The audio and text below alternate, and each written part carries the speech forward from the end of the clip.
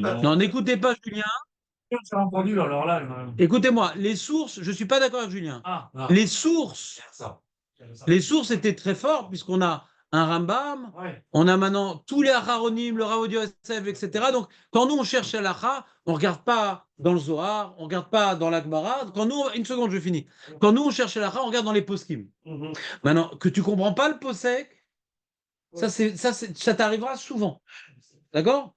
Ça nous est arrivé souvent. Mais c'est parce que je ne comprends pas le posek que je ne vais pas respecter son opinion. Maintenant, on a une autre source que je n'ai pas citée, c'est le Shulchan Aruch.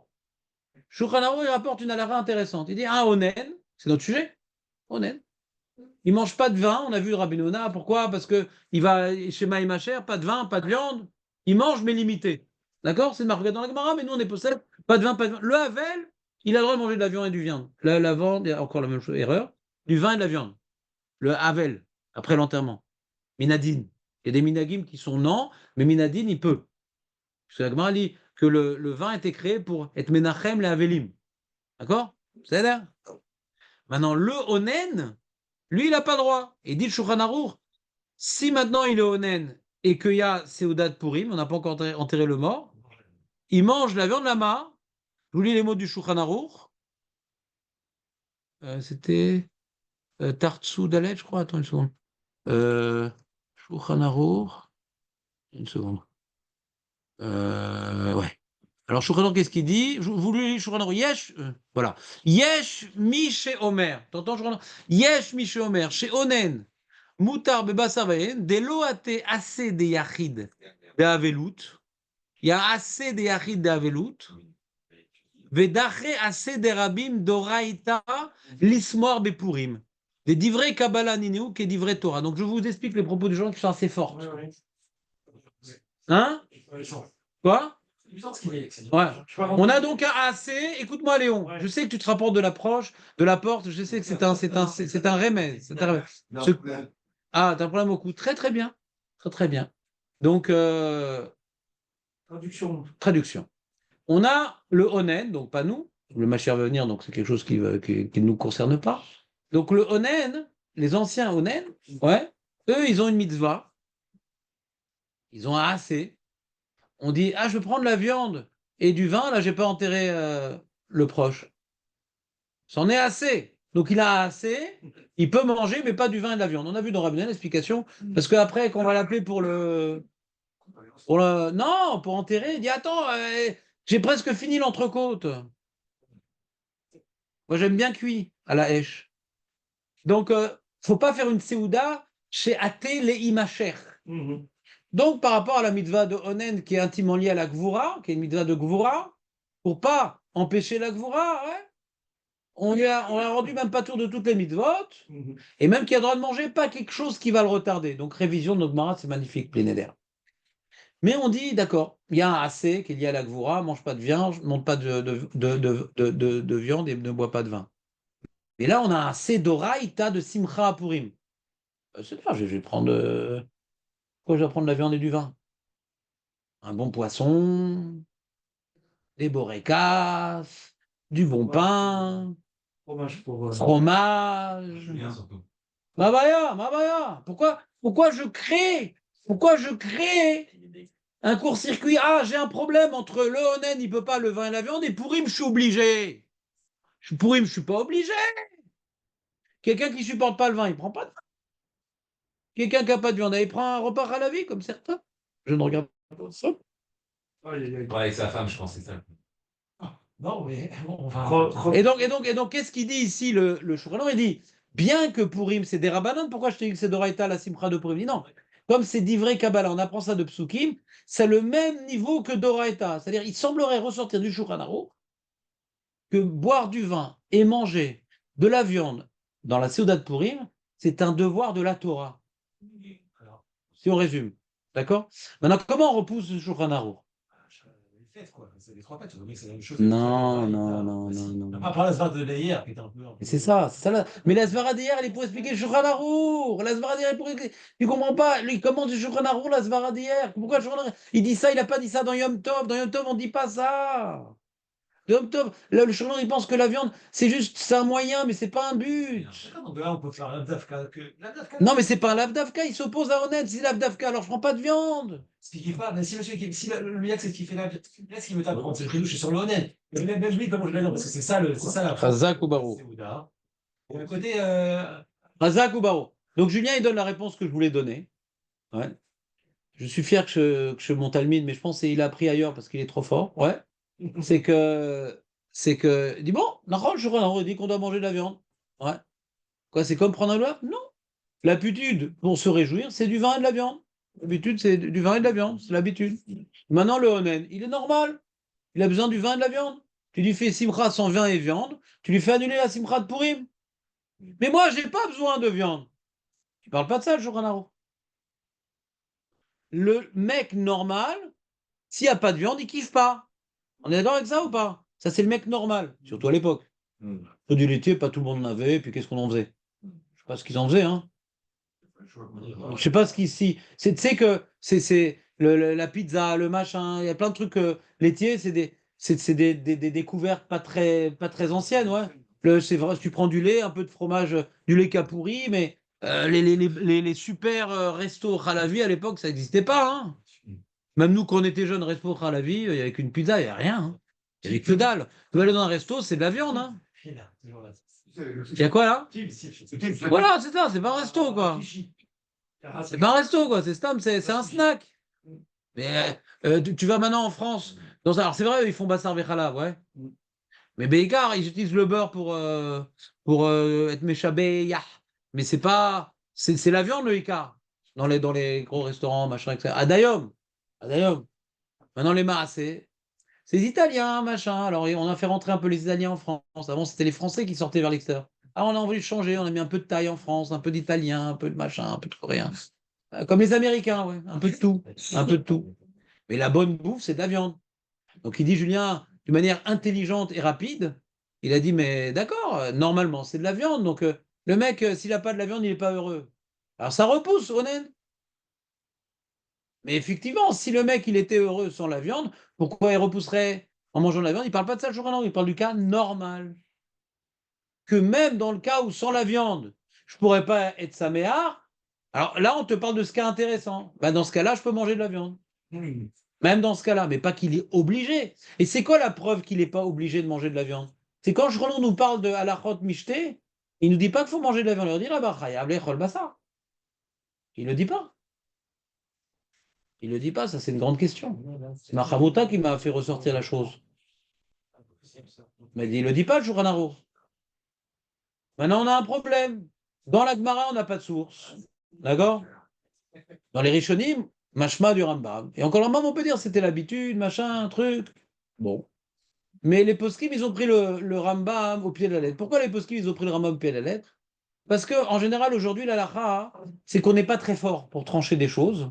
Alors, quand tu vois un Rishon, même le Beth Yosef, c'est comme ça. Quand tu vois un Rishon qui dit une halakha, qui m'oblige de faire quelque chose, même le Beth Yosef, des fois, il rapporte des kolbo, il rapporte des sefer eshkol, que c'est dans la Gemara, on n'a pas vu. Mais allez, bien, on fait aussi. Comme on est, les acharonim, c'est plus comme les Rishonim. Rishonim, c'est qu'est-ce que je déduis de la Gemara? Ça, je suis possèque. Les acharonim, qu'est-ce que j'ai vu dans les Rishonim? Et que j'ai une manière de comprendre ici que le Rishon, il dit quelque chose d'Afka, j'ai peur, alors je suis possédé comme lui. C'est ça qui s'est passé ici. C'est qu'on n'a pas un Rishon qui dit, mais fourrage, il n'y a pas besoin de viande. Il y a un Rambam qui a l'air d'être très très sérieux sur la chose. Ouais. Alors nous, les Acharonim, enfin nous, eux les Acharonim, ils disent, je prends pas de risque. Une seconde. Je prends pas de risque. Comme maintenant du Rambam, c'est Mashma. Et que j'ai réussi à donner une Zvara dans le Rambam, que Purim, c'est pas comme Yom Tov qu'on a expliqué hier. Et moi, j'ai donné une autre Zvara. Nous, on fait le michté par rapport au michté que eux ils ont fait. Tu crois qu'ils n'ont pas pris de vin? Si c'est Zérer le michté que eux ils ont fait, tu crois qu'ils ont pris des produits? Si on te dit que tu dois prendre du vin et pas du whisky, parce que c'était ça leur michté, alors la viande, qu'elle va chomer. Ouais. Donc j'ai une zvara très forte de dire qu'il faut refaire un michté, un truc à la vie pour eux, mais qu'est-ce que c'est quoi? C'est comme ça tu fêtes le miracle d'Esther? Si maintenant il n'y a pas uniquement de se réjouir, donc même Kayom Tov, c'est pas un zérer, c'est se réjouir. Alors on te dit la viande aujourd'hui, c'est pas obligatoire. À Purim, il y aurait un devoir de prendre la viande plus Kayom Tov, une autre zvara, ouais, parce qu'on doit reproduire le miché qu'ils ont fait. Et c'est Vadaï qu'ils ont pris de la viande et du vin. Si c'est zérer. Tu comprends, Julien? Alors, est-ce que c'est ça qu'a poussé le Rambam? Il dit, là, il y a. Maintenant, eux, les Rachonim, qu'est-ce qu'ils rapportent pour expliquer le Rambam? Il y a une marade dans Baba Mitzvah à Eintret. Que là-bas, il y a marqué, je vous la lis, Mikbat Purim les Purim. Voilà, je suis Gabay Zaka, par exemple, il dit donnez-moi de l'argent pour Purim. Je sais pas, putain, il y a maintenant une fille qui veut se marier, machin, elle a rien du tout, machin, elle a même pas de quoi s'acheter une robe. Il dit bon, il y a 50 avrechim, 60 avrechim ouais, 70 avrechim qui dépendent de Ravesman. Je fais le calcul, chacun je donne 1000 shekels pour Purim, ça suffit. Ouais, Matot Levionim. Donc j'ai 60,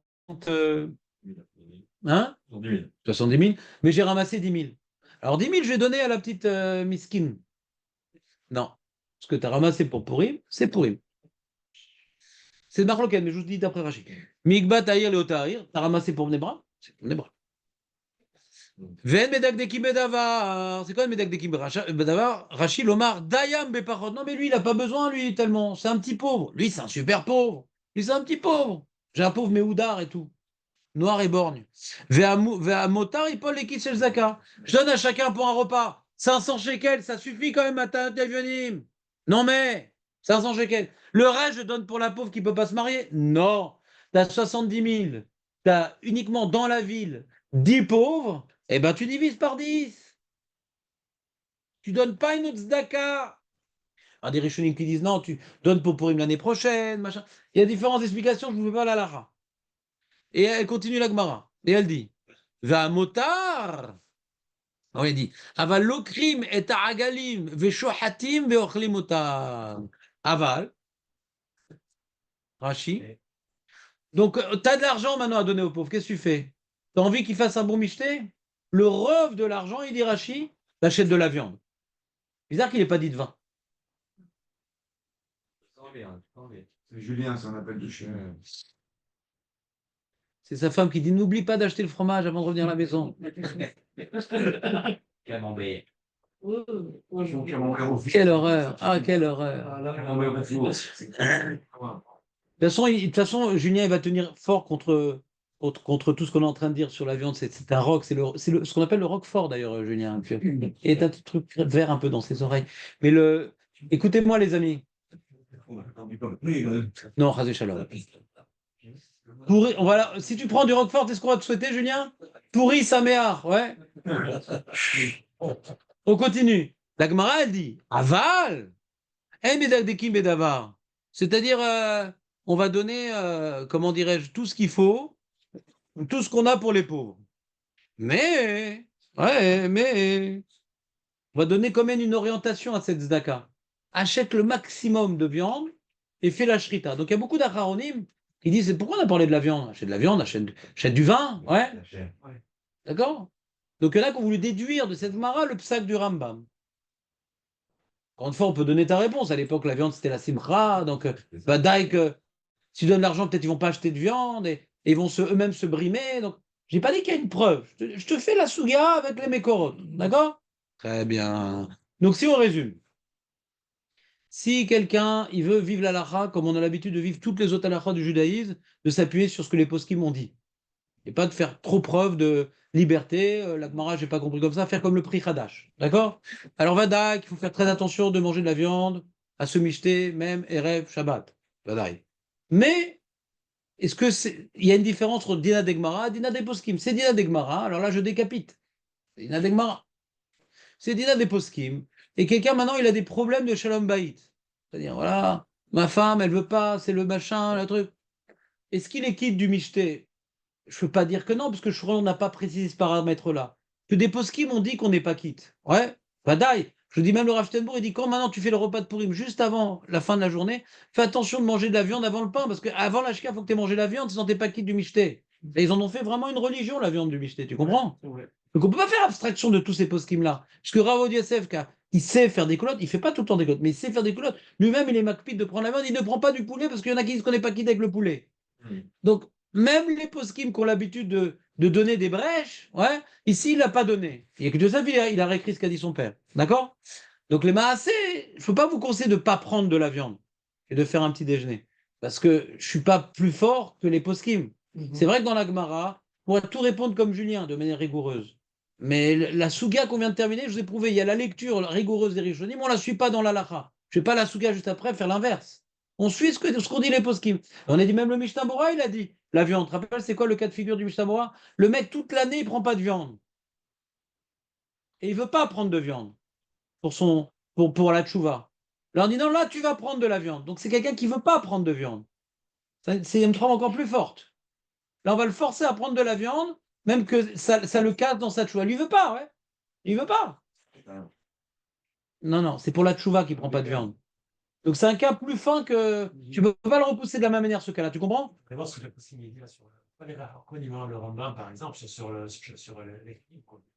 Il parle pareil ou il parle différemment? Alors, justement, c'est une très bonne question. Il y en a qui veulent dire qu'il n'y a pas de preuve du Rambam parce que lui-même, il te dit qu'il faut manger Bassar VN à Yom Tov. Donc, c'est le même din. Donc maintenant, le problème, c'est que les poskim, Rabbi Yosef y compris, il est marmire comme le Rambam à Yom Tov. À Shavuot, il dit qu'il faut manger un repas de viande. Oui, oui, oui, oui, oui. Les poskim. Moi, je suis Mekel dans ça. Pourquoi je suis Mekel dans ça? Parce que c'est une bara, mais fourré achète qu'il n'y a pas besoin à Yom Tov. Donc on parle à ce moment-là, je veux dire que le bichité de Yom Tov, il est plus fort que la simcha de Yom Tov. Ah, excuse-moi, encore il y a une autre preuve, encore une autre preuve que vous mangez de la viande le matin. Une autre preuve, c'est que beaucoup de Rishonim m'ont dit, le soir de Purim, il reste 2 minutes, pas besoin d'être debout, hein, les mecs. Ça déconcentre. Mais c'est pas grave. Le soir de Purim, on doit manger mieux qu'à l'accoutumée, mais sans viande. Pour que ce soit Nikar, le michté du soir avec le michté du matin. Ça, il y a beaucoup de Rishonim qui disent, c'est rapporté dans le Mishnah Bora aussi. C'est-à-dire que la viande, c'est ce qui donne au michté sa spécificité. Donc si tu manges un repas, par exemple, khalavi le soir, et le matin aussi khalavi, il y a un problème. Parce que on voit que c'était tellement établi de manger de la viande au michté que ça me permet de manger plus à l'accoutumée la veille, sans viande, comme ça ne va pas faire un baltosif. C'est aussi une preuve rapportée dans les Rishonim. T'as pas compris? Julien, tu l'as refait? Pas concentré. Alors tu verras sur l'enregistrement. Le soir, faut manger bien le soir de Purim après la Megillah? Oui, mais j'ai pas le droit de manger de viande, ils disent les Rishonim. Oui, pour faire une différence avec le repas du matin. Manger le poulet. Non, non, évite, parce que même poulet, on peut être quitte le matin. Le soir, non. Le soir, on prend pas de viande le soir. On fait un repas, mais pas de viande. De poisson. Non, mais, On va sortir la dent pour tout. Allez, on a déjà fait des- il est passé. Allez, on tire. Je vais sortir la dent pour demain, c'est jeune. Je ne sais pas s'il y a cours ou il y a. De dada. Non, mais je dois chercher ma femme à l'aéroport à 4 h du matin. Bah, tu seras fatigué, c'est tout. Je serai fatigué. Je vais te faire un petit massage cervical. Julien, c'était intéressant quand même que c'était pas la Gemara. C'est sympa, non? On a fait le topo. On a fait le topo sur Marazid Jekel et le topo sur comment on appelle ça? Sur la viande. Ouais,